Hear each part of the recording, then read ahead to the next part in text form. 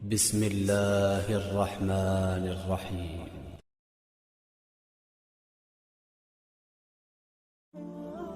السلام علیکم ورحمۃ اللہ وبرکاتہ۔ میرے عزیز ساتھیوں، انسان آئیڈیل لائف چاہتا ہے، آئیڈیل سہولت چاہتا ہے۔ اللہ نے اس کائنات کو ڈیزائن نہیں کیا کہ تم اسے آئیڈیل ہوم بنا سکو، آئیڈیل لائف اس میں گزار سکو۔ یہ امتحان کی جگہ ہے، لہذا یہاں اتار چڑھاؤ، یہاں امتحان، یہاں تنگی، یہاں فراخی، کبھی عزت کبھی ذلت، یہ سب کچھ اکٹھا چلتا ہے۔ جو وجہ کائنات ہیں جناب رسول اللہ صلی اللہ علیہ وسلم، صرف آپ ان کی زندگی اللہ کے واسطے پڑھو۔ اس رمضان میں فارغ بیٹھے ہیں، میں ریکویسٹ کرتا ہوں کہ آپ اللہ کے نبی کی زندگی پڑھو کہ آپ نے کیسے زندگی گزاری۔ سب سے زیادہ مشقت والی زندگی میرے نبی نے گزاری، سب سے زیادہ تکلیف دہ زندگی میرے نبی نے گزاری۔ لیکن ایک جہان اللہ نے آگے پیدا کیا ہے جو موت کے بعد آتا ہے، جس کا نام ہے جنت، جس میں آئیڈیل لائف ہوگی، آئیڈیل ہوم ہوگا۔ سب سے بڑی انسان کی خواہش ہوتی ہے کہ مجھے موت نہ آئے، مگر ہم دیکھتے ہیں کہ جہاں ہمیں ہیں عبرت کے ہر سو نمونے، مگر تجھ کو اندھا کیا رنگ و بو نے۔ کبھی غور سے یہ بھی دیکھا ہے تو نے، جو معمول تھے وہ محل اب ہیں سونے۔ جگہ جی لگانے کی دنیا نہیں ہے، یہ عبرت کی جاں ہے تماشا نہیں ہے۔ اللہ سے مانگ لو اس رمضان میں کہ یا اللہ ایسی توفیق دے کہ موت تک نماز نہ چھوٹے۔ رمضان میں بہت سے لوگ رشوت لینا چھوڑ دیتے ہیں کہ رمضان آ گیا ہے۔ رمضان تو آیا ہے لیکن اصل میں شیطان قید ہوا ہے، تو وہ کہہ رہا ہے نہیں رشوت نہیں لینی۔ تولنے والا کہتا ہے نہیں صحیح تولنا ہے۔ وہ کیا وجہ ہے کہ پیچھے ایک تو رمضان کی برکات ہے، اور ایک شیطان کا قید ہونا ہے، اور ایک جنت کے دروازوں کا کھل جانا، دوزخ کے دروازوں کا بند ہونا، اللہ کے عرش کا پہلے آسمان پہ مستقل ڈیرے ڈال دینا، اور پھر اعلان کرنا کہ ہے کوئی بخشش چاہنے والا، ہے کوئی معافی مانگنے والا، ہے کوئی توبہ کرنے والا، ہے کوئی جنت مانگنے والا، ہے کوئی دنیا مانگنے والا، آؤ مانگو۔ ایک فرشتہ اعلان کرتا ہے کہ اے بھلائی کے چاہنے والے آگے بڑھ، اور دوسرا فرشتہ اعلان کرتا ہے اے برائی کے کرنے والے بس کر اور واپس آ جا۔ رمضان کا مطلب ہے جل جانا۔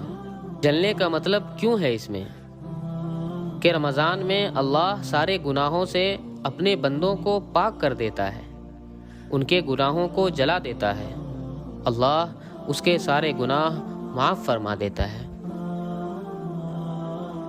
دنیا والوں کا بھی یہ دستور ہے کہ جو جس کے لیے جتنا قربانیاں دیتا ہے اتنا مقرب بنتا چلا جاتا ہے، اور جو اللہ کی خاطر اپنی بھوک، اپنی پیاس اور اپنی خواہشات کی قربانی دے کر قدردان، اللہ اتنا اپنا قرب دیتا ہے۔ ماہ سیام صرف بھوکا پیاسا رکھنے کے لیے نہیں آتا، بلکہ یہ اندازہ لگانے کے لیے آتا ہے کہ کون ہے جو اللہ کے لیے من کی خواہشات کو رب کی مرضیات پہ قربان کرتا ہے، بے حال و نڈھال ہو کر بھی امر ربی کی تکمیل کرتا ہے، تو بندے کا نڈھال ہونا اس کے لیے جہنم سے ڈھال بن جاتا ہے، اور اجر میں خود اللہ اس کے جزا بن جاتا ہے۔ جس ماضی میں گناہ کیے تھے وہ تو اب ہاتھ سے نکل گیا، لیکن جس کی نافرمانی سے گناہ بنتا ہے وہ خود کہہ رہا ہے لا تقنطوا من رحمت اللہ، اور پھر الفاظ ندامت اور الفاظ رجوع استغفار کی صورت میں بھی خود ہی بتا دیے کہ انہیں فوراً زمانہ حال کی چلتی سانسوں میں کہہ دو، تاکہ تمہارا وہ مستقبل جو فی الحال اگر باقی ہے تو وہ تو ابھی پاک ہے، کہیں وہ بھی گناہ سے آلودہ نہ ہو جائے۔ تیز دھوپ کی تپش تم کو ستائے گی، پیاس کی شدت تم کو آزمائے گی، روزے دار تم ہر حال میں صبر کرنا، یہ آزمائش تمہیں جنت میں لے جائے گی۔ رمضان وہ مہینہ ہے جس میں قرآن پاک نازل ہوا، جس میں شیطان کو قید کر دیا جاتا ہے، جس میں نفل کا ثواب فرض کے برابر ہوتا ہے، جس میں جہنم کے دروازے بند کر دیے جاتے ہیں، جس میں جنت کے دروازے کھول دیے جاتے ہیں۔ رمضان قرآن کا مہینہ ہے، اس مہینے میں قرآن نازل ہوا، اس لیے رمضان میں زیادہ سے زیادہ قرآن کی تلاوت کریں۔ ہر نماز کے بعد اپنی عادت بنا لیں، قرآن کو سمجھ کر پڑھیں اور تفسیر کے ساتھ پڑھیں۔ قرآن میں اللہ تعالیٰ فرماتا ہے، یہ لوگ صرف دنیاوی زندگی کی ظاہری حالت کو جانتے ہیں اور یہ آخرت سے بالکل غافل ہیں۔ یعنی انسان صرف دنیا کی چیزوں کو جانتے ہیں اور اسی کو حاصل کرنے کی فکر میں لگے رہتے ہیں، انہیں پتہ ہی نہیں ہے کہ اس کے بعد دوسری زندگی آنے والی ہے اور وہ ہمیشہ ہمیشہ کی زندگی ہے۔ لہٰذا دنیا میں لگنے کے بجائے آخرت کی زندگی میں مشغول رہنا چاہیے۔ اپنوں سے بھی مانگ کر دیکھی، غیروں سے بھی التجا کی، ہم نے اللہ سے پہلے تم سے مانگنے کی جو اتنی بڑی خطا کی۔ کاٹ آیا ہے سزا یہ دل، اب کسی کے پیچھے بھاگے گا نہیں، اب کہ یہ سر خدا کے سوا کسی کے آگے جھکے گا نہیں۔ زندگی میں ایک بات میں نے سیکھی ہے کہ جب تک آپ ایک پہیلی، ایک تجسس بنے رہیں گے، آپ لوگوں کے لیے اہم رہیں گے۔ جہاں آپ نے کسی کو اپنا سمجھ کے اپنا آپ اس کے لیے آگے کھول دیا، وہیں آپ ایک فالتو اور غیر اہم انسان بن کے رہ جائیں گے۔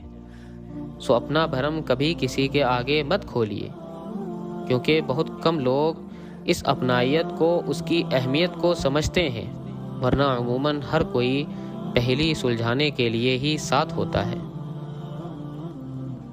اللہ کے فیصلوں پر بھروسہ کرنا سیکھو۔ کچھ پریشان کر رہا ہے، اداس ہو، فیصلہ نہیں کر پا رہے، تو ایک بار اللہ سے بول کے دیکھو، اسے بتاؤ، اس کے ساتھ مشورہ کرو، اس سے دعا مانگو، پھر دل سے یہ خوف نکال دو کہ کیا ہوگا کیا نہیں، جو بھی ہوگا بہترین ہوگا، اسے ہی توکل کہتے ہیں۔ جب توکل اتنا مضبوط ہو جائے تبھی معجزے ہوا کرتے ہیں، بس تمہیں اپنے معجزے کا انتظار کرنا ہے توکل سے۔ اگر آپ اللہ کے لیے وقت نہیں نکالیں گے تو آپ کی زندگی کے ہر شعبے سے برکت ختم ہونے لگتی ہے، پھر کچھ بھی کرے سکون نہیں ملتا، آپ کے پسندیدہ کام بھی بوجھ بن جاتے ہیں۔ اس رب کی یاد ہماری زندگی میں سانس کا کردار کرتی ہے، اور سانس کے بغیر زندہ رہنا ممکن ہی نہیں ہے۔ اللہ نے آپ کو جس کام میں اچھا بنایا ہے وہ آپ کو مفت میں نہیں مل گیا ہے کہ آپ جب چاہیں اس کو ترک کر دیں کہ مجھے اس سے دکھ ملتا ہے۔